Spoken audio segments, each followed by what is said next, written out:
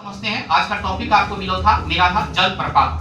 जलप्रपात को इंग्लिश में वाटरफॉल कहा गया। जलप्रपात को इंग्लिश में वाटरफॉल कहा गया है। हिंदी में इसको झरना कहा गया। हिंदी में इसको क्या कहा गया? झरना कहा गया। ऐसे अगर हम देखें तो झरना और जलप्रपात में डिफरेंस होता है, लेकिन आप यहाँ पे तीनों एक ही चीज समझेंगे कि झरना और जलप्रपात और वाटरफॉल तीनों एक ही जैसा है।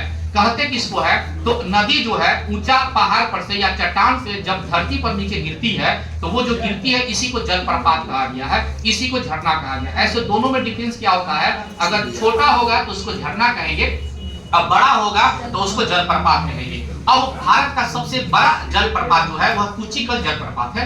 ये चीजें याद रखिएगा। भारत का सबसे बड़ा जलप्रपात जो है यह कुचिकल जलप्रपात है और भारत का सबसे चौड़ा जलप्रपात जो है यह चित्रकूट जलप्रपात है। भारत का सबसे चौड़ा जलप्रपात जो है यह चित्रकूट जलप्रपात है। चित्रकूट जलप्रपात की आकृति जो है यह घोड़े के पैर की जैसी है, इसीलिए इसको भारत का नियाग्रा कहा गया। ये चीज याद रखिएगा। हुंडू जलप्रपात कहाँ है? तो यह झारखंड में है। और जो वर्षप्पा जलप्रपात कहाँ है? कर्नाटक में है। ऐसे जलप्रपात में याद रखिएगा कि सबसे ज्यादा जलप्रपात जो है वो कर्नाटक में मिलेंगे। ऐसे जलप्रपात जहां जहां पहाड़ी क्षेत्र रहेगा वहां वहां जलप्रपात आपको ज्यादा मिलेगा। अब ये जलप्रपात कैसे बनते हैं? तो इसके लिए दो सिद्धांत आए हैं, इसके लिए दो कंडीशन आए हैं, इसके लिए दो कारक बने हैं। भूगर्भीय अपरदन हो जाएगा, नंबर एक भूगर्भीय अपरदन हो जाएगा और दूसरा हो जाएगा टेक्टोनिक हलचल के कारण। तो दो कारण से आपका जलप्रपात बनता है, एक भूगर्भीय अपरदन के कारण, एक भूगर्भीय अपरदन के कारण और दूसरा टेक्टोनिक हलचल के कारण। ये चीजें याद रहेगा, इतना याद रखिएगा।